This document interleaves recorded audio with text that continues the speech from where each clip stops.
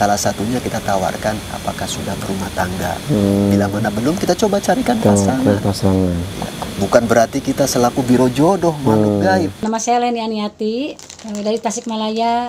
Alhamdulillah souvenirnya dari Gus Iman udah nyampe nih, berupa kaos cantik ya dari tim Kelana Masa.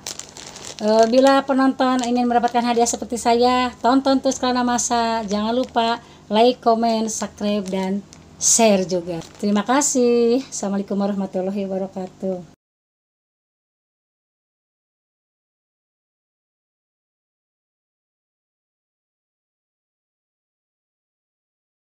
Maju terus.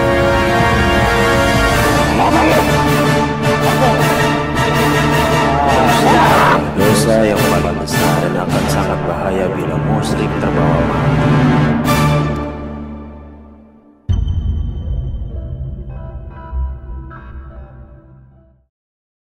Assalamualaikum warahmatullahi wabarakatuh, pemirsa Kelana Masa dimanapun Anda berada. Malam hari ini saya bersama Gus Iman akan membahas sesuatu pembahasan yang mungkin pertanyaan ini akan saya ajukan dari saya dan berangkat dari ketidaktahuan saya. Dan semoga obrolan malam hari ini dapat bermanfaat untuk pemirsa Kelana Masa dimanapun Anda berada.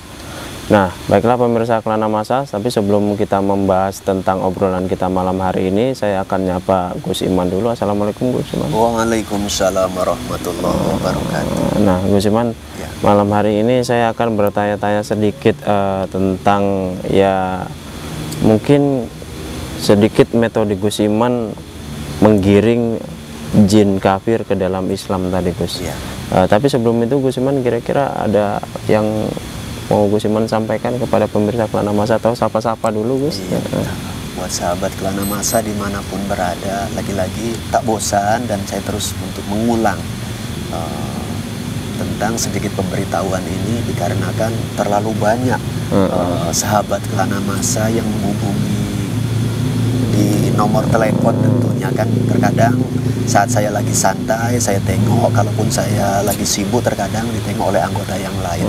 Jadi mohon maaf sahabat Kelana Masa dimanapun berada, bagi sahabat yang memang menghubungi kami di nomor yang tertera di layar tentunya, bila mana kok sedikit lambat respon dari kami, jawaban dari kami, mohon maaf dan harap dimengerti tentang kesibukan, kerepotan membagi waktu kami. Intinya ya harapan saya bersabar, insya Allah pelan-pelan kami tanggapi. Tapi bagi sahabat Kelana Masa yang memang mendesak saat kontak menghubungi nomor yang tertera di layar dan dekat dengan lokasi kami, langsung datang saja sahabat ya. Langsung datang, jumpai kami di gubuk, di base camp, insya Allah cepat kami berjumpa ya dengan panjenengan, dan apa problem panjenengan siap kami untuk dengarkan. Bila mana ada hal yang perlu disolusikan, insya Allah semampu kami akan kami bantu. Itu saja mungkin sahabat ya, harap bisa dimengerti dan dimaklumi. Mungkin itu saja. Jadi langsung saja Gus, ini masuk ke pembahasan malam hari ini. Boleh. Nah Gus, selama perjalanan kita membuat video perjalanan Kelana Masa ini Gus, saya selalu memperhatikan Gus Iman dalam menggiring jin kafir ke dalam agama Islam. Nah, yang saya perhatikan Gus Iman, kenapa setiap kali Gus Iman bertanya tahapannya pasti sudah Islam atau belum, dan ketika nanti mereka mencoba untuk menerima agama Islam, Gus Iman coba sedikit ada Gus Iman tanyai sudah punya pacar atau sudah punya jodoh atau belum. Itu kira-kira seperti apa Gus? Atau memang metode Gus Iman seperti itu untuk menggiring mereka ini ke dalam agama Islam atau bagaimana? Iya. Jadi kalau itu pertanyaannya, pertama memang harus kita sadari dulu bahwasannya bangsa jin itu tak jauh beda dengan kita bangsa manusia. Artinya kalau manusia itu dilengkapi juga dengan nafsu, bangsa jin pun begitu juga. Bangsa jin punya nafsu. Kalau malaikat nggak ada nafsu. Ya, maka dari itu kita belajar daripada kita selaku manusia. Manusia punya nafsu. Bila mana nafsu ini katakanlah ya cukup tercukupi bahasa saya, dan semoga bisa terkendali. Artinya bangsa jin pun punya nafsu, maka dari itu terkadang saya tawarkan, saya tanya apakah sudah punya pasangan, karena memang bangsa jin pun layak dan biasa berumah tangga seperti kita manusia. Saat bangsa jin ya, menikah, artinya nafsu yang bersangkutan cukup tercukupi. Iya, cukup tercukupi. Maka insya Allah nantinya bisa dia lebih reda, nafsu itu nggak bergejolak. Karena dalam ujian makhluk yang punya nafsu itu ada beberapa tahapan. Terkadang sehebat apapun makhluk itu, khususnya manusia ya, begitu sukses diuji dengan harta, tahta, wanita, bisa hancur kalau nggak tahan. Maka dari itu salah satunya kita tawarkan apakah sudah berumah tangga. Bila mana belum, kita coba carikan pasangan. Ya, bukan berarti kita selaku biro jodoh makhluk gaib, enggak.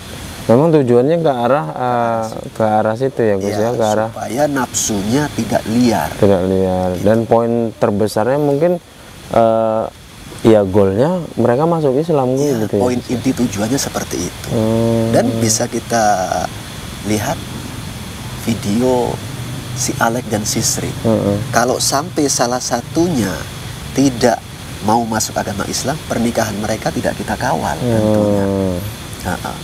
Saat mereka masuk agama Islam, kita kawal pernikahannya dan semoga nantinya mereka bisa hidup lebih baik, tercukupi dan tercover dengan adanya ajaran agama Islam tentunya. Oh, saya kirain dulu Gus Iman ini mengiming-imingi mereka untuk masuk untuk dikasih jodoh supaya mereka masuk Islam. Saya kira begitu gitu. Tidak seperti itu. Itu hanya bagian daripada metode saya. Ya, jadi bila mana toh metode itu sedikit agak berbeda ya harap dimaklumi, itu hanya metode saya ya. Tujuannya memang untuk meredam sedikit yang hawa nafsu tadi yang sedikit tercukupi tadi Gus ya. Karena saat makhluk yang ada nafsunya dan nafsu itu tercukupi, mudah-mudahan bisa berpikir jernih, bisa berpikir jernih dan nggak liar. Nggak liarnya karena apa? Karena nanti agama yang membimbing menjadi pedoman tentunya. Manusia pun begitu juga. Coba kalau nafsunya nggak tercukupi, ya, terkadang suka nabrak-nabrak berbuat dosa. Ya. Tapi barang siapa manusia nafsunya tercukupi, aturan agama ditaati, mudah-mudahan adem ayem. Kadang mungkin pun emosionalnya nggak stabil Gus ya, Gus ya. Itu makanya ada mungkin jin-jin yang memang berangasan begitu juga ya Gus ya. Jadi kalau misalnya ini Gus, kalau misalnya ada jin yang Gus Iman tawari belum apa-apa sudah menutup diri, itu seperti apa kira-kira? Ya itu hak mereka tentunya. Saat kita tawarkan agama Islam, mereka menutup diri, itu hak mereka. Tapi saya pribadi di sebalik layar kita akan terus mencoba berdoa, memohon kepada Allah. Semoga di pertemuan pertama mungkin mereka masih menolak, mana tahu di pertemuan kedua dan selanjutnya Allah berkenan memberikan hidayah kepada yang bersangkutan. Karena lagi-lagi hidayah itu bukan urusan kita, bukan kuasa kita selaku manusia. Hidayah itu mutlak Allah yang punya. Lagi-lagi kita hanya mencoba berdakwah. Sedikit metodologi dakwah saya kepada bangsa jin ya seperti itu. Ya.